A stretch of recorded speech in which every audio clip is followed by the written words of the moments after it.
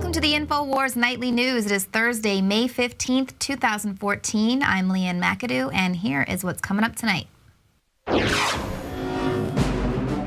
Tonight, the FCC moves corporatization of the internet forward. Meanwhile, the Department of Agriculture is set to purchase an arsenal of submachine guns. Plus, Alex Jones confronts the Army officer who detained INFOWARS reporters. You need to realize, sir, that our military isn't run by America anymore. It's run by the globalists. All that and much more up next on the INFOWARS Nightly News. Well, the FCC just voted today to advance their plans for paid priority over the internet. That's right. They want to axe net neutrality. It's still an issue. It's inching closer and closer by the day, especially by this self-appointed authority over the internet. Now, the FCC approved the plan in a 3-2 vote along party lines. The plan could unleash a new economy on the web where internet service provider like Verizon could charge a website such as Netflix for the guarantee of flawless video streaming to American consumers. Now, America already has an abysmally slow internet compared to other countries.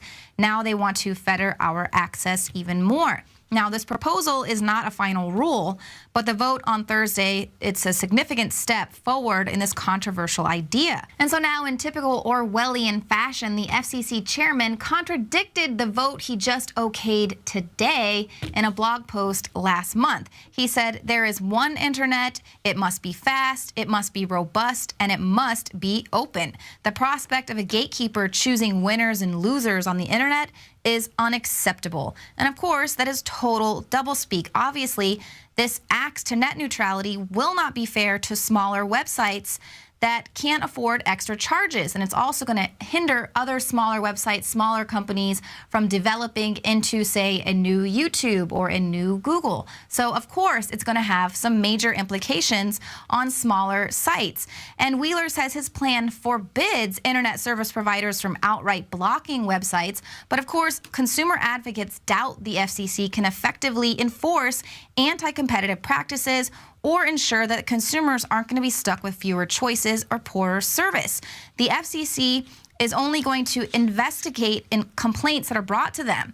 And so many small companies, many consumers, they don't know how to take it to the FCC. If you continually go to a website and it fails to load, you're not going to go to that website anymore. That's the problem solved. You're not going to go, wow, this website is failing to load. Let me go contact the FCC. People are not going to do that.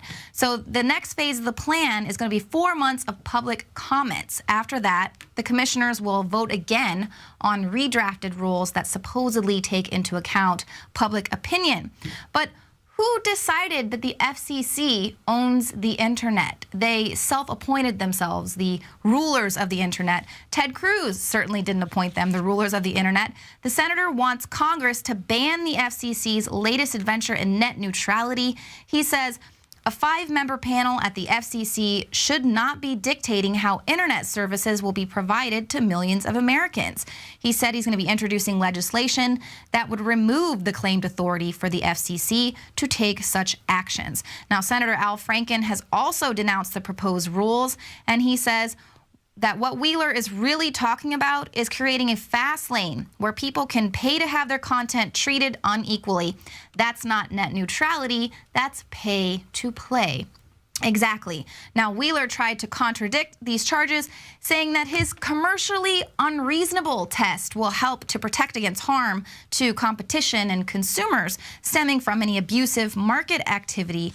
But yeah, right, we've already seen just how valuable Google's metrics are to the success or failure of a company's business.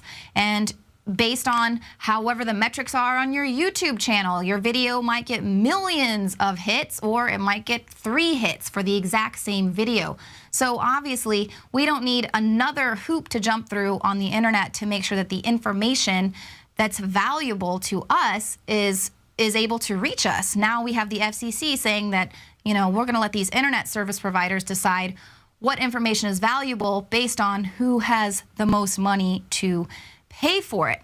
But again, who decided the FCC runs the internet. Ted Cruz says Congress, not an unelected commission, should be taking the lead in the telecommunications laws. Now, of course, I would agree with that, except for that Congress is mostly bought and paid for, working for the very corporations who will be affected by axing this net neutrality. But the question remains, will controlling the flow of information over the internet help the fledgling dinosaur media? Now, according to their own internal documents, they already know that their demise is imminent. This is according to a 96-page internal New York Times report. It was sent to top execs last month by a committee of digitally oriented staffers. The report ignores its typical competitors and focuses on digital platforms like Huffington Post, BuzzFeed, and Business Insider, among others. This is to see how they compare. Now, the report warns they are ahead of us in building impressive support systems for digital journalists, and that gap will grow unless we quickly improve our capabilities. Meanwhile, our journalism advantage is shrinking as more of these upstarts expand their newsrooms. Now, of course, other factors contribute to the failure of print journalism as it tries to move to digital, but the establishment, they already know that they are losing the info war. They admit it themselves now in their internal documents. Their advantage is shrinking. And so what is the answer to that? Axe net neutrality. Control the flow of information. They've been controlling the flow of information all this time. They started to lose it with the internet and the free flow of information. People can go and find all sorts of things on the internet if they so choose. And they know that the establishment knows that that is how they are losing the info war. So they want to reestablish control over that information. Now, Glenn Greenwald has come out and verbally attacked the mainstream media, calling them old-style pro-government lapdogs.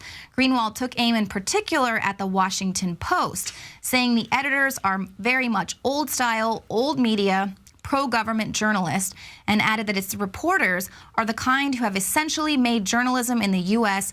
neutered and impotent and obsolete. Now, Greenwald, of course, is actively engaged in journalism that bites the establishment. His latest scoop came earlier this week when he revealed the fact that the NSA intercepts computer hardware destined for other countries in order to outfit it with surveillance bugs and equipment. And he also goes on to say that mainstream reporters amplify mindlessly claims of the government. And that is so very true. Indeed, very few journalists will report about the takeover of our country. Most of the establishment media is just willing to regurgitate the White House talking points, all in the hopes that they will not be a part of the collapsing empire. Just look at the way they covered or failed to cover 9/11. Now, the National September 11th Memorial Museum in New York was dedicated today. Of course, it was a very somber, emotional scene. President Obama and others took the opportunity to remind everyone that we will never forget.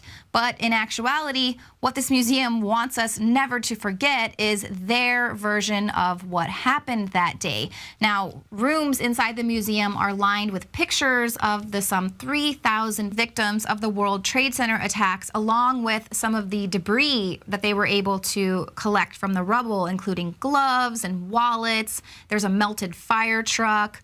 One of the rooms specifically is dedicated solely to pictures of the hijackers, and it spins the tale of how these extremists came to pull off this devastating attack. But what is missing from the museum, of course, are the fuzzy details surrounding 9/11. These are, of course, the details that nobody dares discuss, lest you be called a conspiracy theorist. There was no room dedicated to the puzzling scenario surrounding 9/11, like the magic passport that was found blocks away from the debris that somehow the terrorist was able to fling out the window of the airplane before it flew into the World Trade Center and exploded from so high above the streets of New York, and they magically found the passport that helped them identify the hijackers. There was no section in the museum that shows the non-existent plane hitting the Pentagon. There were no pictures of the Pennsylvania crash site, where for the only time in recorded history, a plane flew into and under the ground, leaving very little debris. No bodies were ever recovered from the site. But miraculously, they were able to find the black boxes. Miraculous. And then, of course, you know, any forensic investigator would want to get their hands on the steel and find out what happened to the steel that would have caused this completely random and strange event that's never happened before or since, of buildings collapsing from flames. You would want to investigate what happened to that steel, but no, it was promptly shipped off and melted down, used for scrap metal. And then, of course, you know, they have somehow miraculously been able to identify most of the hijackers with their DNA. That's right, forensic investigators sifted through the pulverized dust of the World Trade Center rubble, and they were able to find most of the hijackers and identify most of the hijackers, although they have yet to identify the majority of the thousands of victims of the 9/11 crash. I mean, really? So most of the families there that are going to the memorial to, you know, that's the gravesite for their family members, they're not going to have any closure. They haven't been able to identify their bodies, but miraculously, maybe it was the magic passport just led them to those specific areas in the rubble. And, you know, while they're at it, maybe those investigators can find the $2.3 trillion that were missing from the Pentagon.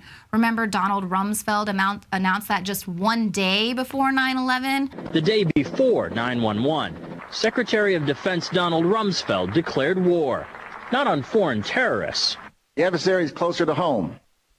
It's the Pentagon bureaucracy. He said money wasted by the military poses a serious threat. In fact, it could be said that it's a matter of life and death. I'm sure that $2.3 trillion was just stored in a suitcase somewhere, probably in the part of the Pentagon that was disintegrated along with the invisible plane.